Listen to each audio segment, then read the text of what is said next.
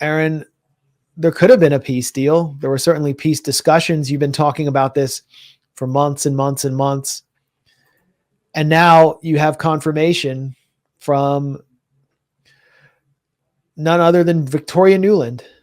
There was a story first told by former Israeli Prime Minister Naftali Bennett that was a story first told by former Israeli Prime Minister Naftali Bennett that both sides were really close to the end, to the successful end of the negotiations, and then Prime Minister Boris Johnson interfered and stopped prevented Ukrainians from signing the deal. And then Ukrainian Representative Arahami kind of confirmed it, that yes, he said in an interview that there was some kind of advice from Boris Johnson to stop negotiating and to win this war militarily. Where is the myth? Where is the truth? Relatively late in the game, the Ukrainians began asking for advice on where this thing was going. And it became clear to us, clear to the Brits, clear to others, that Putin's main condition was buried in an annex to this document that they were working on. Mm-hmm. And it included limits on the precise kinds of weapon systems that Ukraine could have after the deal, such that Ukraine would basically be neutered as a military force. And there were no similar constraints on Russia. Russia wasn't required to pull back. Russia wasn't required to have a buffer zone from the Ukrainian border, wasn't required to have the same constraints on its military facing Ukraine. And so people inside Ukraine and people outside Ukraine started asking questions about whether this was a good deal, and it was at that point that it fell apart. People inside and people outside. Yeah. This is an extraordinary statement for many reasons. First of all, this is not news to people who watch the Grayzone. We've been talking about this from the start. And of course, we've been attacked for saying that the U.S. stood in the way of a peace deal. People like progressive proxy warriors, like former Bernie Sanders advisor Matt Duss, has called us out for saying that the U.S. stood in the way of a peace deal and mocked the idea that the U.S. did. Some progressive outlets have published articles basically dismissing this as basically as Russian disinformation. Here's Novara Media. Novara, there we go. Yeah, the West didn't halt Ukraine's peace talks with Russia. Okay, yeah. Well, I doubt even Victoria Nuland confirming that actually the West did will get them to issue a retraction because the facts don't matter. Listen, we've had so many officials admit this now. The top Ukrainian negotiator said that all Russia wanted was basically Ukrainian neutrality. That was their main demand. Another Ukrainian negotiator said that Russia made a very real compromise. He said Putin did everything possible to make peace. The admissions of all these people does nothing to put a dent in the propaganda narrative, because the claim that there was a peace deal undermines the narrative needed to sustain the proxy war. So it just, all this gets buried. So this is just more evidence for those who didn't need it, because we all know that this was the truth. But anyway, what I think is really significant here is I do think for the first time we've gotten a high-level official to admit the actual reason why the deal didn't go through. Previously, we've gotten a bunch of excuses. Remember when the deal first collapsed and then news of it came out that Boris Johnson came over and told Zelensky not to reach the deal with Russia? The excuse we got was that this was because of the alleged Russian atrocities in Bucha. And Ukraine was so upset that they could not make peace with Russia, who would carry out such horrific crimes. Now, there's plenty of reasons to question that argument, namely the fact that even after the alleged atrocities carried out by Russia emerged, Zelensky said himself, this is all the more reason why we have to make peace, is to prevent more atrocities. Now, I'm not even weighing in on what actually happened in Bucha, not something I've looked into. And even if it were all true, as Zelensky said, the way to prevent more atrocities is stopping the war. So that claim never really withstood scrutiny. And then you had another excuse which emerged recently, which this was in the New York Times article that came out recently, which for the first time actually published a draft of a Ukrainian-Russian peace treaty. It was very detailed. And the excuse we got then was that Russia tried to insert a clause at the last minute that would basically allow Russia to invade Ukraine at will. And as we've talked about before here on the Grayzone, and I've written about, that also doesn't withstand scrutiny because the whole deal was premised on peace and no country being allowed to invade Ukraine. And basically, Ukrainian officials and proxy warriors basically took some language that Russia wanted about a joint consensus on how to respond to future aggression, and they tried to paint that as Putin trying to sneak in some clause about being able to invade Ukraine. But as we've discussed, that also didn't hold water. Now we get Nuland saying a brand new thing. Notice how she doesn't mention Bucha. She doesn't mention this clause about Russia being able to invade Ukraine. She said it's because Russia wanted limits on what weapon systems could be placed in Ukraine. No. Yes. So you mean that that Russia, after seeing Ukraine go through a coup in which the U.S. helped overthrow a government calling for neutrality, and seeing that that coup government had a war on the Donbass because they didn't want to respect the autonomous rights of ethnic Russian Ukrainians, that after all this, Russia didn't want to have Ukraine basically hosting advanced U.S. weapon systems right on its borders.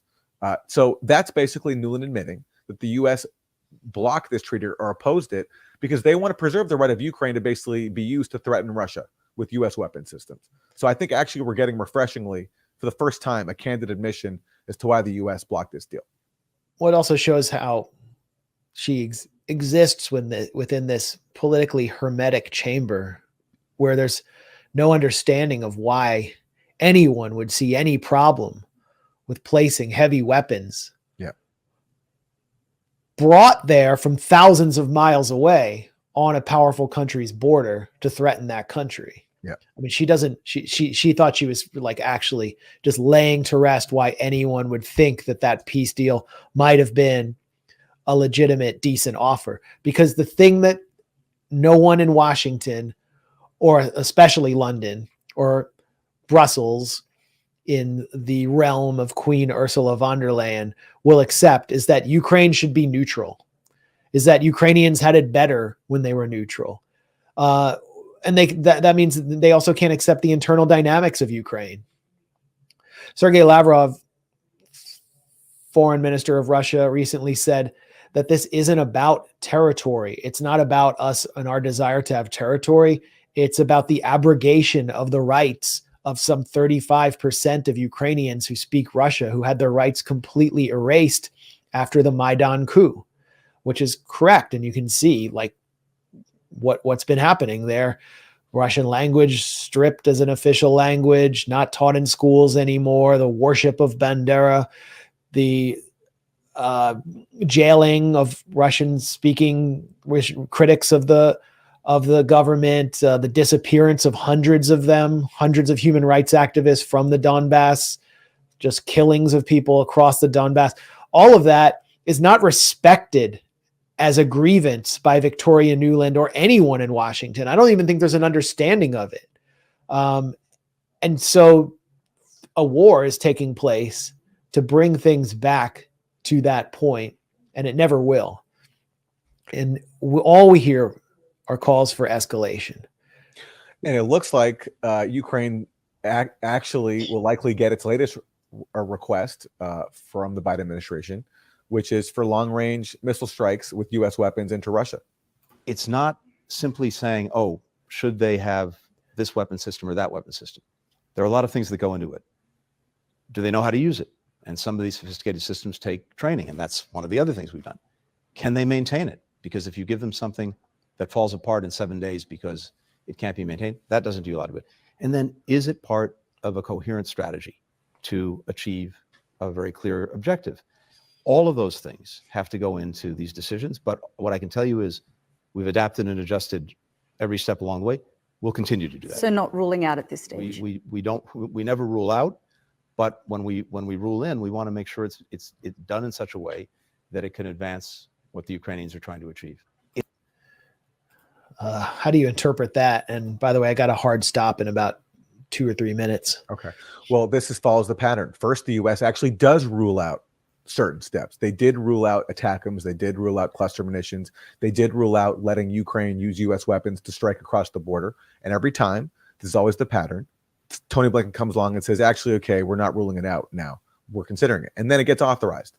So this is the latest step in the escalation ladder. So if we're going by established patterns so far, I think this is Blinken signaling that, yes, this permission will be granted to Ukraine for long-range strikes. And there's a quote circulating from Mike McCall, the chair of the House Foreign Affairs Committee, saying that Blinken told him that he's going to give this authorization. So, I mean, we'll see. I mean, like, you never know. But if we're going by established pattern, I think there's a lot of reasons to think that actually, yes, Biden is going to authorize, or whoever is making the decision is going to authorize this stuff. I shouldn't say Biden anymore, because who knows what he's actually doing.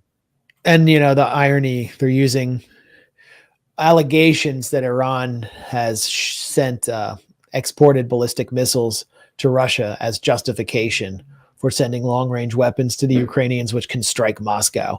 Iran has denied this. I don't know what the case is, but it's so funny to hear the U.S. complain about North Korea or Iran sending weapons to Russia when the U.S. is just so far outpaces anyone in shipping weapons thousands of miles away. Yeah, well, and the fact that that allegation is being made, that's a pretty good sign that as you say, will be used as a pretext to let Ukraine launch these long-range strikes. It's just unbelievable, and especially in light of Nuland's admission that all this could have been avoided had the U.S. and UK just let its client in Kyiv reach a peace deal that it negotiated itself with Russia, which was a pretty simple one. It was for Ukraine to declare neutrality, which is not a radical demand. It was enshrined in Ukraine's founding constitution. In exchange, Russia would withdraw to the pre-invasion lines. The status of Crimea and Donbass would be worked out directly between Putin and Zelensky. And especially given that you have many elements of the ultranationalist movement inside Ukraine who don't even want the Donbass, because it has all these ethnic Russians who want to speak Russian and want closer ties with Russia.